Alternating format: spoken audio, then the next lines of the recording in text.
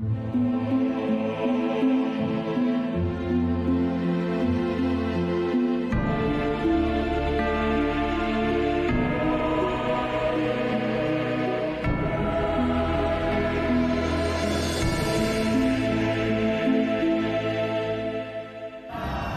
of the most enduring subjects in art and in life is what happens to us when we die. But while many have tried in vain to glimpse heaven, the idea of hell and the fear that it instills has proved far more inspiring for artists. Depictions of torture and degradation, of punishment and pain, of endless suffering and the spectre of oblivion have generated some of the most remarkable works of art ever made. Creative visions inspired by the ultimate threat of destruction, which have both reflected and influenced the human imagination almost since the beginning of time.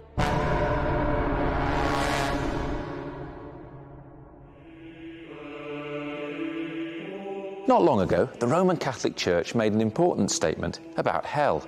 It said that it didn't exist anymore, at least as a physical place. So in spite of centuries of promoting the idea that hell was a brutal place of torture where the damned were judged, reiterated in images like this, it seems as though the Catholic Church is now moving with the times, where in the West at least, most people don't believe in the idea of hell anymore. And so, quietly and discreetly, one of Christianity's least attractive qualities has been dropped. But for centuries, hell formed the cornerstone of Christian thinking. Indeed, the idea of a place of physical punishment after death has appeared in religious thinking since the earliest times. The exact origin of the idea of hell is a difficult thing to pin down. But in the West, at least, one place to start looking is here, among the myths of ancient Greece. The ancient Greek afterlife, an underworld called Hades, appears often in myth as part of the stories of great heroes and terrible villains. In this vase dating from 330 BC, one of the few surviving depictions of Hades, we see the many mythical inhabitants of the underworld. In the centre is the Lord of Hades himself, enthroned in his palace, whilst below is Cerberus, the three-headed hellhound, being reined in by Heracles. Punishment does take place in Hades, but specifically in a deeper region called Tartarus, the abode of a number of notorious wrongdoers. As Greek thought evolved, some thinkers, the philosopher Plato among them, concluded that punishment needn't be eternal, that the evildoers should be given a second chance.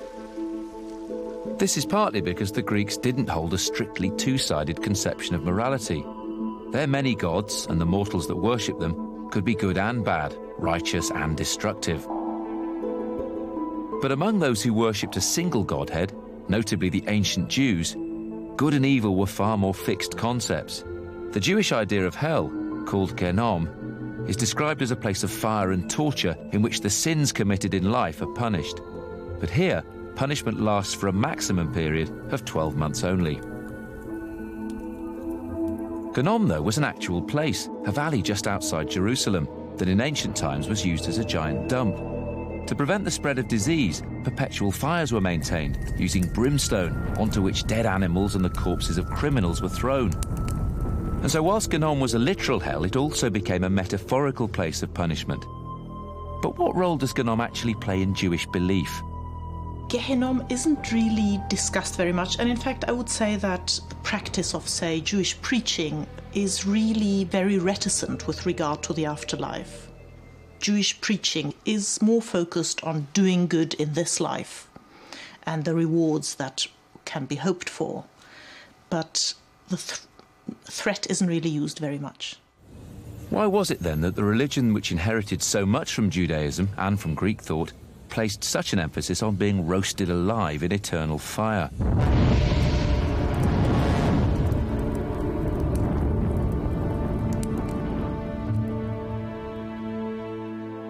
The Christian concept of hell is formulated in the New Testament and is completely new in its scope and intensity. Yet of the four Gospel authors, only St. Matthew mentions hell with any regularity, describing it as a blazing furnace, a place of weeping and gnashing of teeth. It was left to the book of Revelation, ascribed to the Christian mystic St. John of Patmos, really to fire the Christian imagination as to what sinners should fear in the next life, notably the prospect of eternal damnation. In this woodcut by the 16th century German artist Albrecht Dürer, we get a flavour of what St. John hoped to communicate. Heavily influenced by Jewish mysticism, the strange enigmatic text was written to prepare Christians for the end of the world, the apocalypse. A great battle called Armageddon would ensue between the forces of good and evil, in which earthquakes, plagues, mass slaughter beset the world. But in the end, Satan and his angels would be cast deep into hell, into everlasting fire, whilst the righteous would emerge triumphant. The New Testament forms the foundations of the Christian vision of hell. Over the next few centuries, the idea developed further, all the time gaining ever greater significance within the Christian imagination. There were ideas of a place of punishment and afterlife around for many centuries before Christianity, but in a sense it made it its own, and it described hell in such lurid details and preached those lurid details so strongly that hell has become a distinguishing Christian feature. One of the earliest surviving depictions of hell is in the Basilica of Santa Maria Assunta on the Venetian island of Torcello. Begun at the end of the 11th century, it's part of one of the earliest monumental images of the Last Judgment. It shows a compartmentalized version of hell, 7 boxes in all, each punishing one of the deadly sins, with Lucifer seated on a dragon at the entrance, with the Antichrist on his lap, receiving the damned, who are then sent down to their appropriate fates. The gluttonous eat their own hands. The envious have worms crawling out of their eyes. Suddenly, without much warning, Christian art got rather nasty. Over the next few centuries, hell came to dominate the Christian imagination. In Italy particularly, a great wealth of art depicted scenes of gruesome violence. Great frescoes such as Giotto's and altarpieces such as Fra Angelico's Last Judgment all offer their own harrowing visions of hell. Hell also began to make appearances on the outside of buildings. This extraordinary sculptural relief on the facade of the Cathedral here in Orvieto is by the masterful Lorenzo Maizano.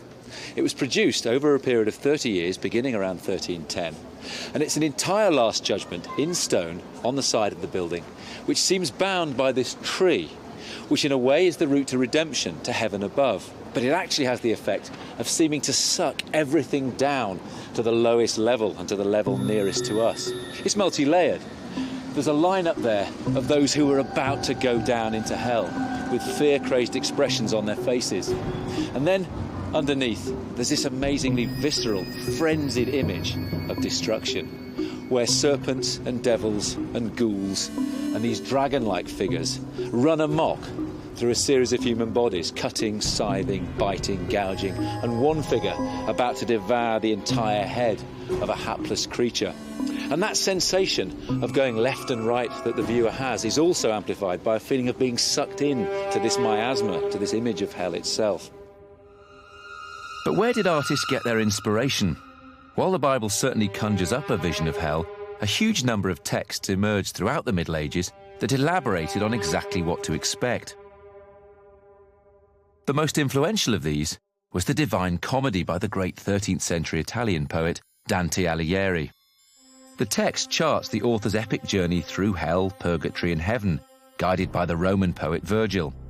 Dante was the first major writer to use the vernacular, in his case Italian, rather than Latin, and consequently his work was available to a wider audience than any before it. Though the entire work is held as one of the undisputed masterpieces of European literature, it's Dante's descriptions of hell which have reverberated most strongly down the ages. Over the gates of hell, an inscription reads, "Through me the way into the suffering city, through me the way to the eternal pain. Abandon every hope, ye who enter here." Dante's words are immensely powerful and evocative, and not surprisingly, they had a huge impact on the artistic imagination, with Renaissance maestros such as Michelangelo directly inspired by his vision. But Christianity didn't have a monopoly on the idea or image of hell. Centuries before Dante's text, a new religion emerged in the deserts of Arabia. Islam is a religion based on the teachings of the Prophet Muhammad, who, while accepting Moses, Abraham and Jesus as prophets, built a new faith.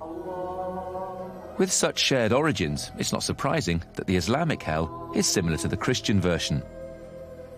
Though hell is mentioned frequently in the Quran, perhaps the most comprehensive description of it in Islam comes from the Hadith, a collection of accounts of the life and teaching of the Prophet Muhammad, compiled in the centuries after his death. One account, known as the Night Journey, tells how Muhammad toured the 7 heavens and depths of hell, mounted on a mythical beast called Burak, seen here in this Persian book illustration dating from the 16th century.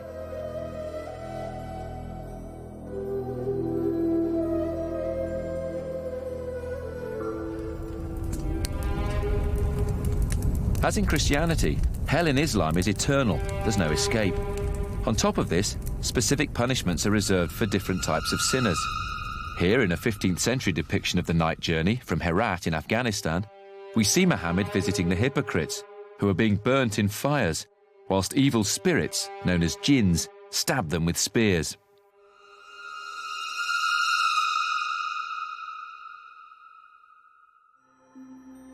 But the idea of hell wasn't the exclusive preserve of the faiths that emerged from the ancient Mediterranean and Near East. In Buddhism too, hell was a pretty nasty place to end up in.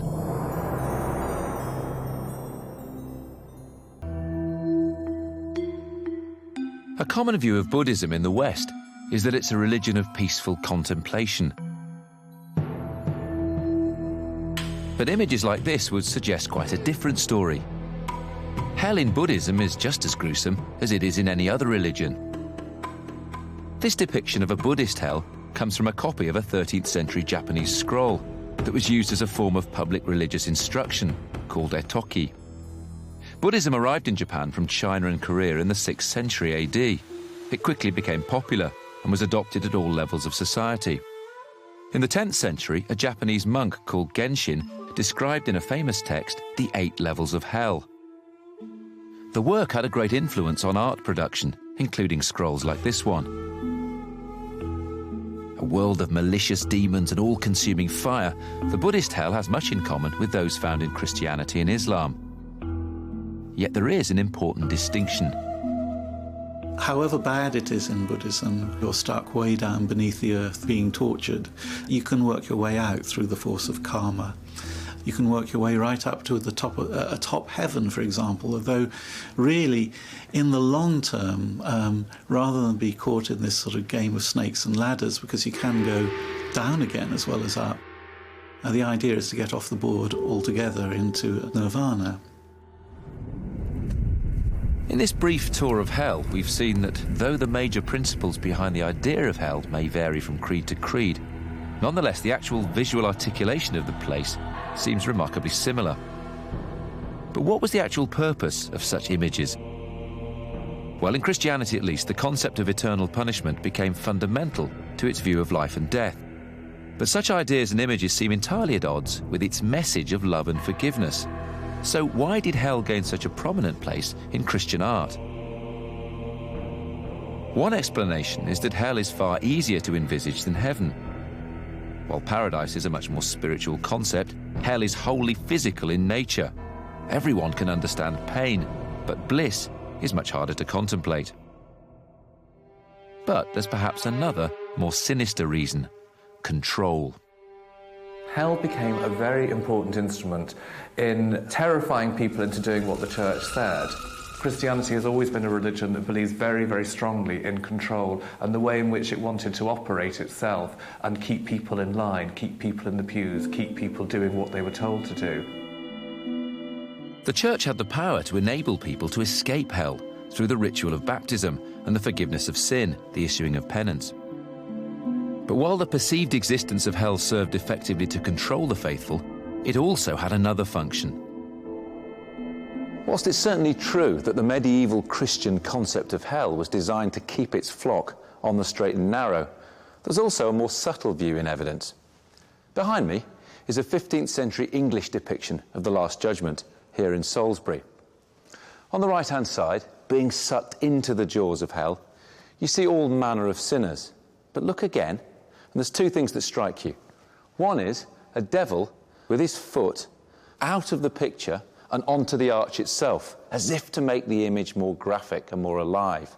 And then, just along from him, there's a figure with a bishop's mitre on his head, and next to him, a crown on his head. And underneath, there's a scroll in Latin that says nullio est redemptio, meaning there is no escape. And the message is also clear from this image, that it doesn't matter what social class you come from or where you are in the church's hierarchy. If you sin in this world, even if you're not punished in this world, in the end, judgment will catch up with you. And to a certain extent, for the medieval peasant sitting here in the church, looking at this image, there must have been some kind of consolation in that. Unlike the depictions of hell we've seen so far, this bizarre, enigmatic picture by the Netherlandish artist Hieronymus Bosch wasn't intended for display in a church, but for private contemplation only. Made about 1500, it's part of a larger series of 3 paintings called The Garden of Earthly Delights. The works illustrate the progression of sin across history, beginning on the far left with the original sin in the Garden of Eden, to the central panel showing human beings engaged in all manner of wondrous, sensual, but tragically sinful activities.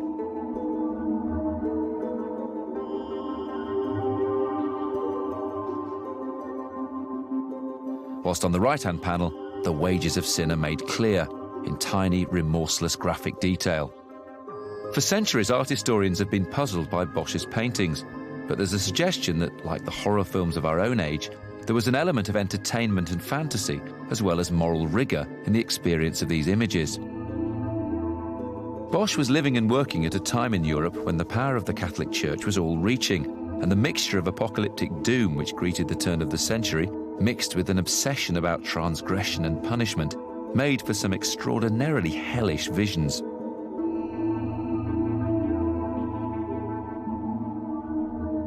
The emergence of private patronage that began with artists such as Bosch marks a turning point in the context in which art was made. Over the next few centuries, art moved from the church to the private house, and eventually to the art academy and gallery. This had a huge impact on the kind of art that artists produced, and hell was less and less a part of the mainstream artist's repertoire.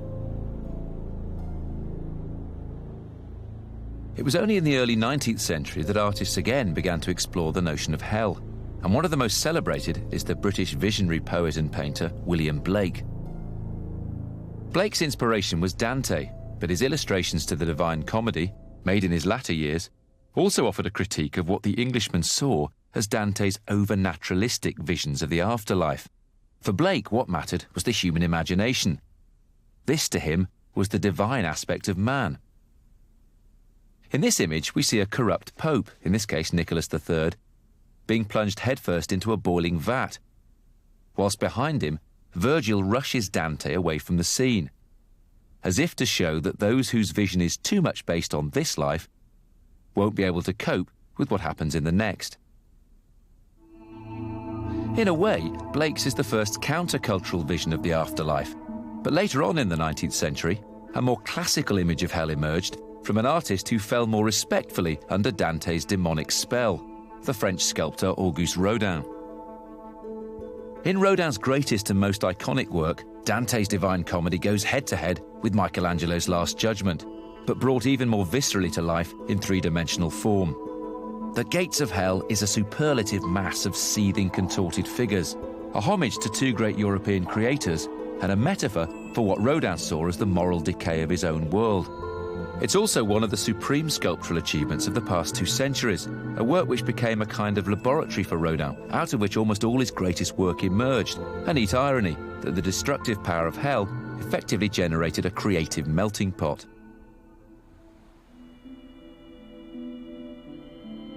In the last few centuries, hell has been more and more marginalised. The idea of a place of unremitting punishment on show, almost for the delight of God, became increasingly unacceptable. But although the power of the image of a Christian hell has waned, apocalyptic visions remain part of our world. The 20th century was the bloodiest in human history, and, with the Jewish Holocaust, humanity has glimpsed the kind of industrial-scale horror that medieval artists could barely have imagined. Not surprisingly, the trauma of the last century has become an important subject for artists.